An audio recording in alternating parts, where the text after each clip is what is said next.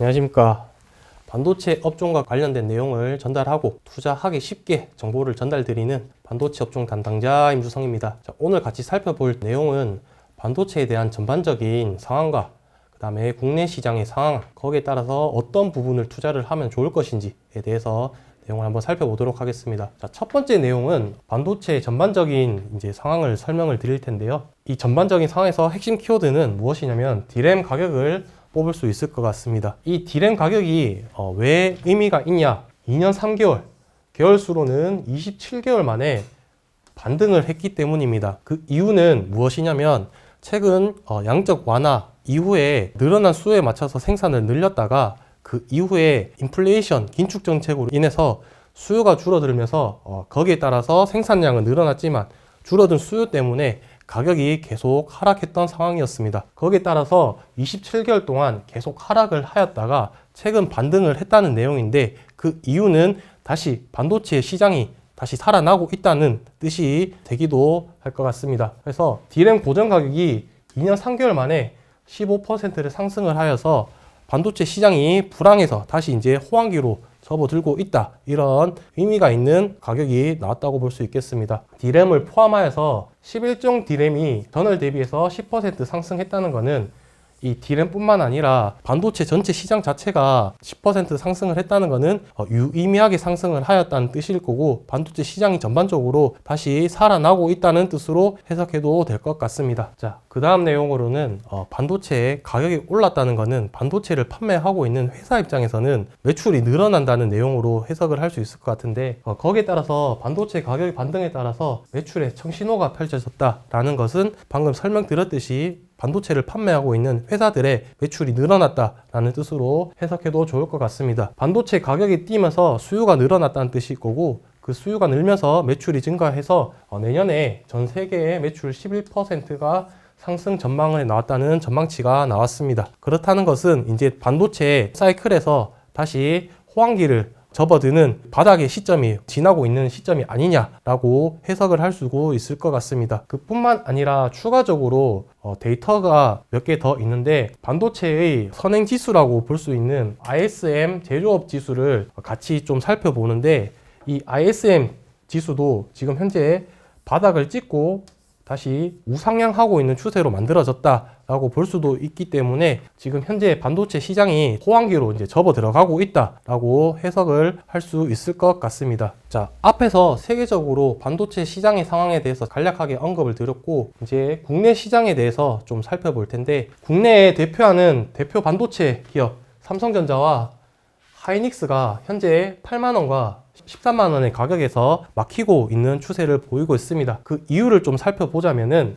현재 23년도 접어들어서 삼성전자 같은 경우는 25%를 상승을 하였고, 하이닉스 같은 경우는 70% 상승을 하였습니다. 그러니까 거의 작년 하락분에 비교를 해봤을 때 삼성전자는 거의 반틈 이상, 그 다음에 하이닉스는 거의 다 회복한 상태라고 볼 수 있겠습니다. 이 두 기업체의 상승률은 현재 시장 상승률보다 높은 기록을 하고 있었고, 그 이유는 앞서 설명을 드렸듯이 반도체 업황에 반전이 나오고 있다라고 해석을 할 수 있기 때문입니다. 하지만 이 시장보다 높은 가격이 나왔다는 것은 그만큼 추가적으로 더 상승하기 어렵다는 내용으로도 해석을 할 수가 있을 것 같은데요. 그 이유는 매크로적인 부분의 이유로 하나로 뽑을 수 있을 것 같습니다. 이 최종적으로 사람들이 구매하는 최종 수요가 결국에는 늘어줘야지 반도체의 생산 혹은 재고, 이게 최종 수요에 따라서 재고나 생산량이 맞춰질 텐데, 현재 금리나 그 다음에 시장 심리로 봤을 때는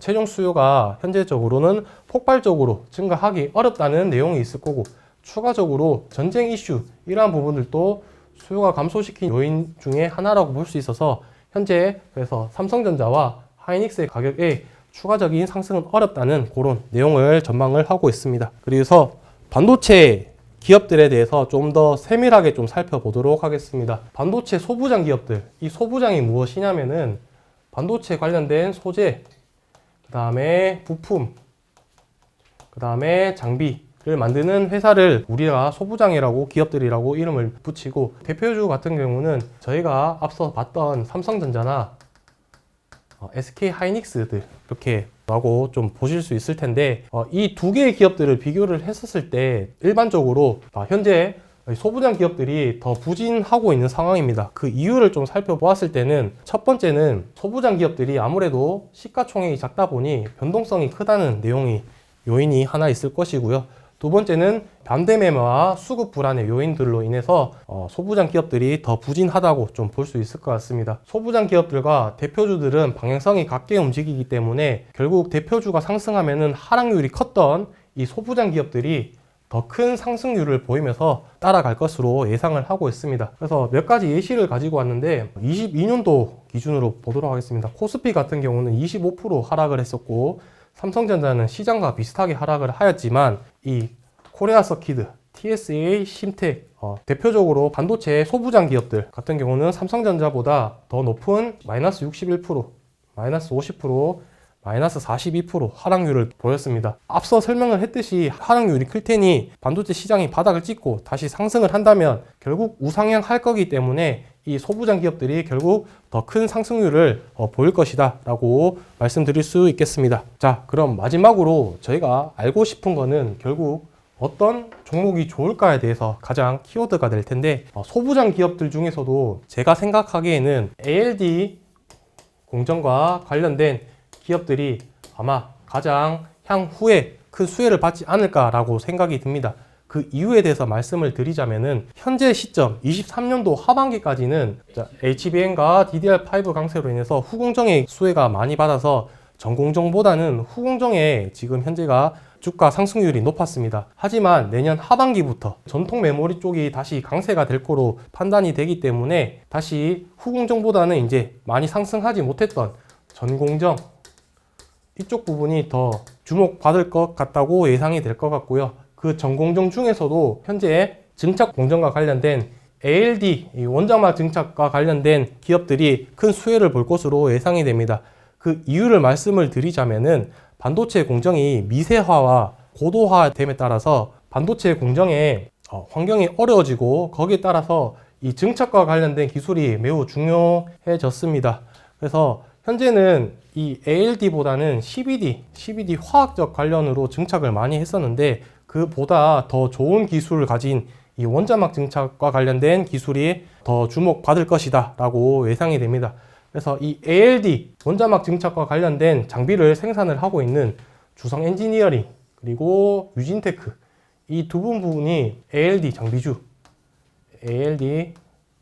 장비와 관련 있다고 보시면 될 것 같고요. 그리고 지오 엘리멘트 같은 경우는 ALD 캐니스터와 초음파 레벨 센서를 만드는 장비 업체인데, 이 캐니스터 같은 경우는 반도체 전구체를 운반해주는 장비라고 보시면 될 것 같고, 초음파 레벨 센서는 이 전구체를 높이를 측정하는 장비라고 보시면 되겠습니다. 어쨌든 이 세 개 기업이 모두 ALD 장비 업체라고 보시면 될 것 같고, 향후에 내년 하반기까지 좀 생각을 해서 투자를 하신다면은 이 세 기업이 좋지 않을까라고 개인적으로 생각이 듭니다. 이상으로 반도체 관련하여 영상 마무리하도록 하겠습니다. 감사합니다.